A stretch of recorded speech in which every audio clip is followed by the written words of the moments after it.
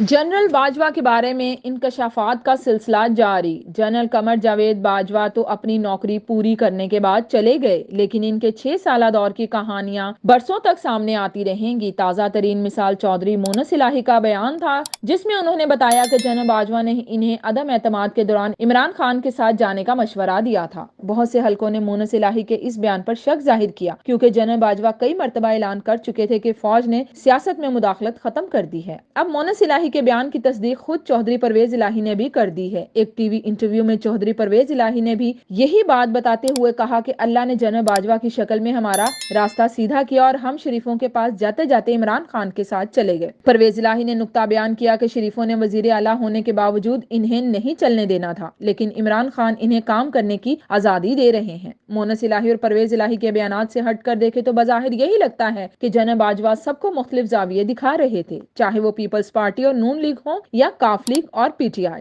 अपने 6 बरसों में उन्होंने मुल्क की सियासत में और क्या किरदार अदा किया, ये तो वक्त के साथ सामने आता रहेगा, लेकिन इस बात से इनकार मुमकिन नहीं कि बतौर आर्मी चीफ इनके 6 बरसों का असर कई दहाइयों तक पाकिस्तान पर मौजूद रहेगा।